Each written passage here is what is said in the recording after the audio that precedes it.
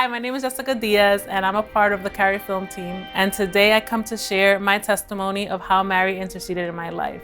This story takes place about 10 years ago. I was going through an existential crisis. I had lost the meaning and the purpose to my life. I didn't really grow up having faith. I was baptized and I did receive communion, but there was really no faith life in my family. And this caught up to me as I got older. I started to have a lot of questions. Why was I here? What was the point? I started to realize my own mortality, and this filled me with so much fear and so much anxiety. I couldn't shake it off. As much as I tried, I would try to distract myself. I would try to think of other things, but just that thought kept coming to me. You're gonna die one day. My mortality became so real to me, and it was very scary. And not only my mortality, but the mortality of my own parents, the people that I love so much. Realizing that I'm gonna have to say goodbye to them someday. And this just hit me like a ton of bricks. And I was filled with so much anxiety, with so much depression. And I became very desperate. I really had a superstitious idea of the things of faith. And I kind of wanted a solution to all my problems. I wanted to get rid of this anxiety no matter what. So in my ignorance, I thought maybe there's some kind of like spell, some kind of abracadabra that would just make everything go away, make all the anxiety disappear. So I begin a search on Google and I type in most powerful prayer. What is the most powerful prayer? And the result of this search was the rosary. Now, I'd never heard of the rosary before. I've never prayed the rosary before. I was familiar with the Virgin Mary, but I never knew what the rosary was. But I was desperate. I was willing to try anything to shake off this anxiety, to have joy in my life again, to have peace of mind. As I continued to persevere in the prayer of the rosary and meditating upon the life of Jesus, I noticed that something slowly started to change within me. A burning love for God started to grow within my heart. And most importantly, a veil was being removed from my eyes. I no longer saw Jesus as this fairy tale. I no longer saw Jesus as a God for the ignorant.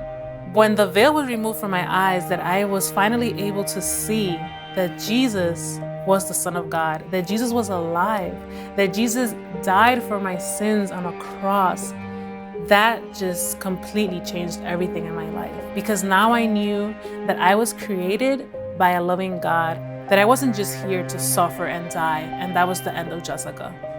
No, I was here because a loving God created me, and He had a purpose for me and wanted to love me.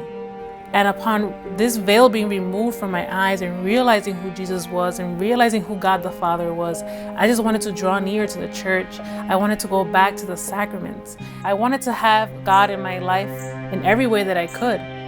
So I went to confession for the first time in 10 years. I started receiving communion again for the first time in 10 years. I was taking baby steps, and it was the Blessed Virgin Mary that was helping me get there. One night I have a dream with the Blessed Virgin Mary. And this dream was short, but it's very powerful. In this dream, I'm walking on a road. And as I look to my right side, I notice that there's a small rock, and on top of the rock, there's a statue of Mary.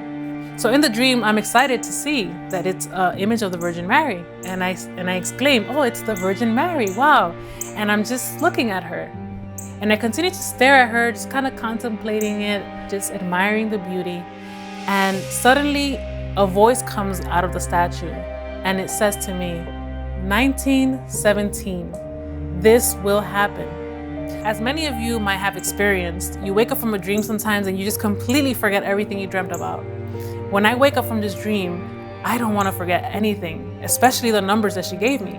So I get up from my bed, half asleep, half awake. I don't even know the difference at that point. And I'm making my way towards the computer, stumbling my way towards there.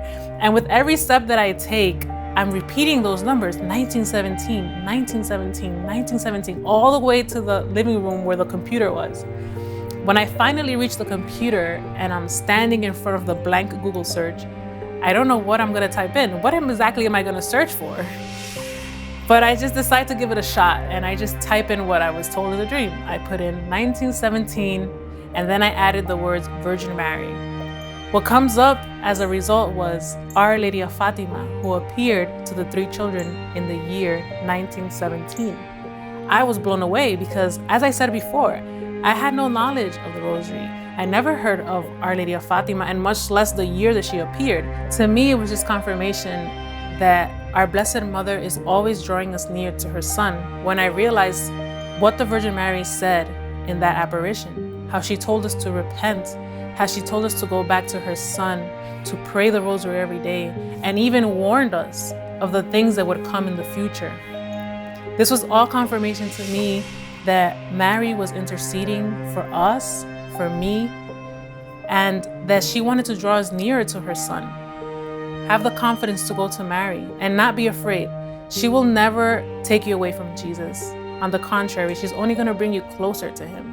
And as Maximilian Kolbe once said, never be afraid of loving the Blessed Mother too much, because you will never love her more than Jesus. God bless.